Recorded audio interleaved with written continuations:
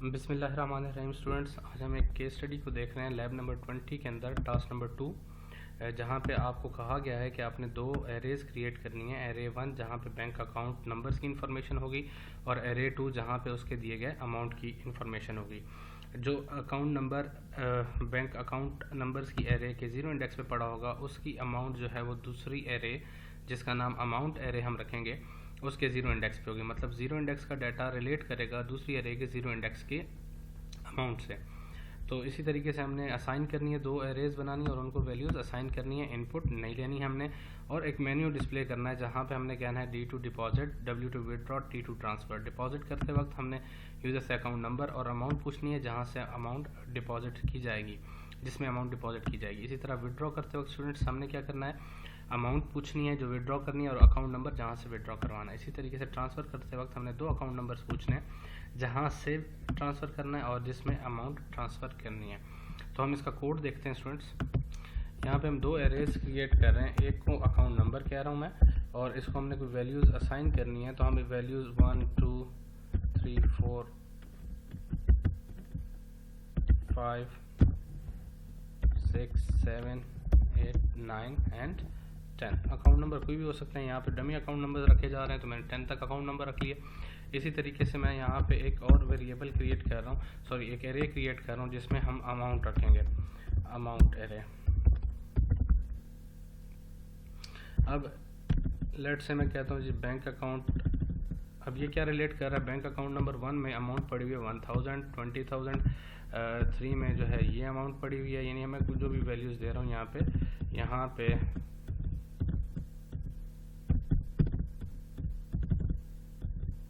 कुछ ये अमाउंट की डिटेल हमारे पास आ गई। अब हमने एक मेन्यू ड्रिवन प्रोग्राम चूँकि बनाना था तो हम यहाँ पे एक प्रोग्राम क्रिएट कर रहे हैं जहाँ पे हम एक लूप अप्लाई कर रहे हैं डू वाइल का। जो भी हम यहाँ पे ट्रू की जगह लिखेंगे वो हम बाद में डिस्कस करते हैं। सबसे पहले हमारे पास क्या था कि हमने एक मेन्यू डिस्प्ले करना था जिसमें पूछा जाना था press D2 deposit, press W2 withdraw, press T2 transfer. और यहाँ हमने इनपुट लेनी है। इनपुट के लिए हमें चूँकि कैरेक्टर टाइप में इंटर होगा तो मैं एक वेरिएबल बना रहा हूँ चॉइस के नाम से कि आखिर यूज़र क्या चॉइस प्रोवाइड कर रहा है। तो Cin हम इस वेरिएबल में इनपुट ले लेते हैं कि आखिर चॉइस आखिर क्या आई है। अब स्टूडेंट्स हो सकता है कि यहाँ पे D हो, यानी इसका मतलब है यूज़र क्या करना चाह रहा है, अमाउंट को डिपॉजिट करना चाह रहा है। किसी अकाउंट नंबर में चाहिए होगा अमाउंट डिपॉजिट, तो मैं यहाँ ए नंबर बना रहा हूँ जी, हमारे पास ये अकाउंट नंबर है या अकाउंट, यूज़र से हम पूछते हैं सी out enter account number into which it is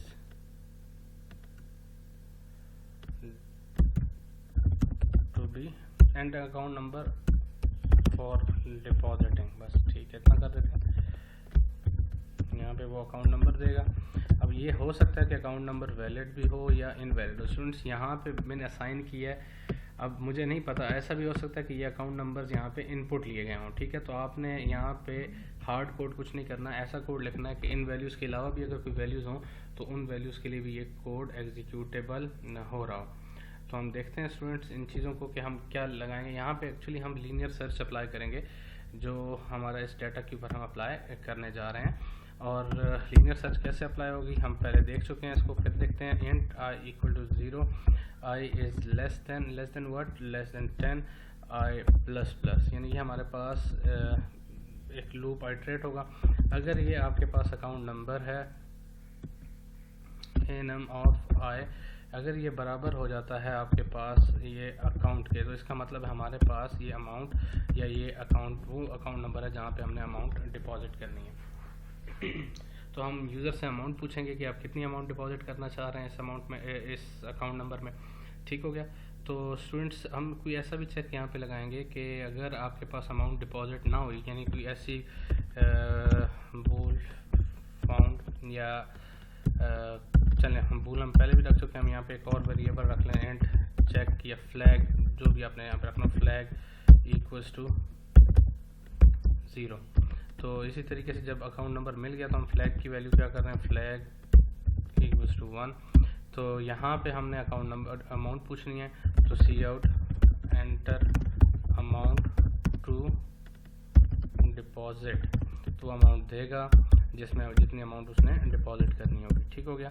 तो यहाँ मैं एक वेरिएबल बना रहा हूँ अमाउंट के नाम से, सी इन अमाउंट डिपॉजिट हो गई, ए नम ऑफ आई। मैं यहाँ चेक नहीं लगा रहा कि अमाउंट वैलिड है या नहीं है वैलिड। ठीक, अजम्पशन है हमारे कि यूज़र एक वैलिड अमाउंट एंटर करेगा। तो ये आपके पास जो है कुछ डाटा स्टोर हो गया। सॉरी, अमाउंट, इसका नाम हम चेंज करें डिपॉजिट, तो इसको हम कह देते हैं अमाउंट डिपॉजिट। ये जो हमारे पास अमाउंट वाली एरे है, हमने उसके आई इंडेक्स के ऊपर ये अमाउंट जो डिपॉजिट करने जा रहे हैं इसको हमने ऐड करना है, और साथ ही हम क्या कर रहे हैं, ब्रेक कर रहे हैं।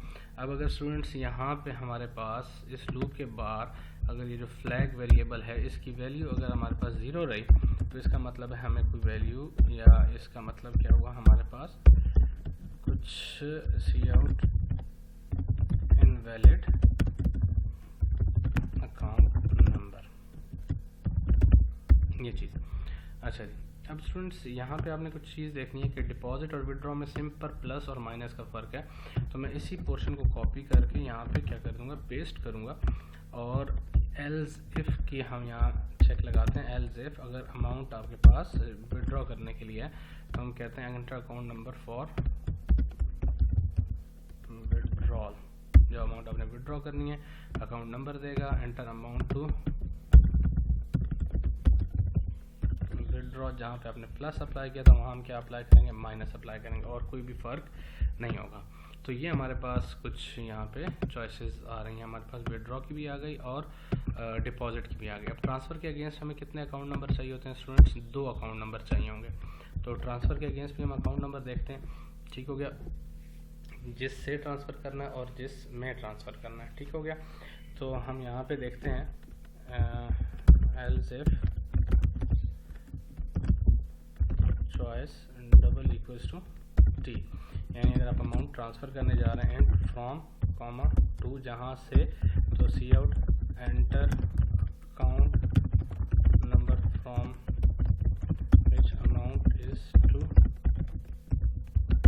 ट्रांसफ़र। तो यूज़र कोई अकाउंट नंबर देगा, तो मैं उसको फ्रॉम कह रहा हूँ। इसी तरीके से मैं ये कहता हूँ कि enter account number to which amount is to transfer. तो ये 2 अकाउंट नंबर दे दिया। अब ऐसा भी हो सकता है दोनों अकाउंट नंबर आपके पास एरे में मौजूद हों, और ऐसा भी हो सकता है ये दोनों एरे में ना मौजूद हों। यहाँ पे मैं लिख रहा हूँ एंड, थोड़ी लॉजिक चेंज कर रहा हूँ, and from index equals to -1 comma to index equals to -1, यानी इन दोनों को हमने क्या देख लिया, इन दोनों के इंडेक्सेस हमने -1 असाइन कर दिया। -1 इसलिए असाइन किया क्योंकि आपका इंडेक्स स्टार्ट होता है 0 से, तो हम दोनों के इंडेक्सेस हमने -1 यहाँ पे डिफाइन कर दिए। तो हम उसी तरीके से सर्च अप्लाई करेंगे, पर अब की बार हम 2 वैल्यूज़ को सर्च कर रहे हैं। And I equal to 0, I is less than what, I is less than 10 और आई प्लस प्लस। तो इफ़ अगर आपके पास a num of account number of I बराबर हो जाता है, किस चीज़ के बराबर होता है, फ्रॉम इंडेक्स के, तो हम कहते हैं फ्रॉम इंडेक्स इक्वल्स टू आई।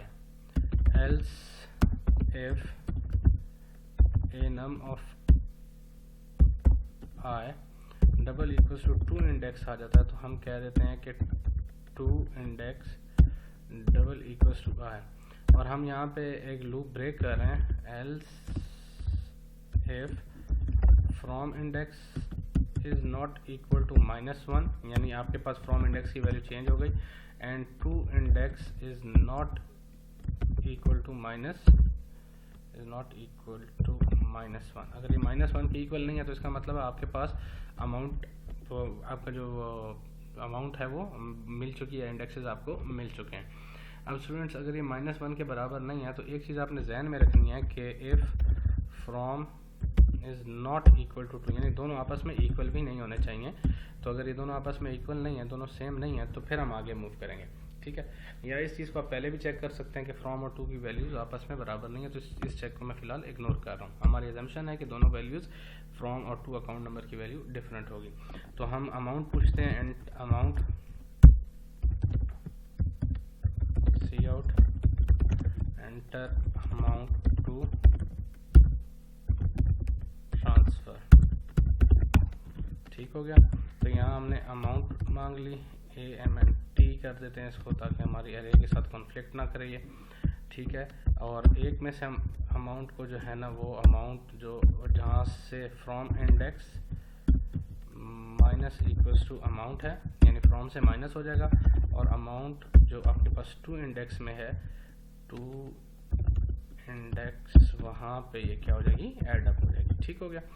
अच्छा, ये स्टूडेंट हमारे पास कुछ कोड था, AMNT था और AMNT। इसी तरीके से हम क्या कह रहे हैं कि अगर आपके पास इस लूप के बाद मैं कह रहा हूँ कि if from index double equals to -1 और टू इंडेक्स, यानी दोनों में से एक इंडेक्स भी ऐसा है जिसकी वैल्यू चेंज नहीं हुई और लूप के बाद भी वो -1 ही रही है, तो इसका मतलब मैच नहीं हुआ, तो हम कह सकते हैं ट्रांसफ़र फेल्ड।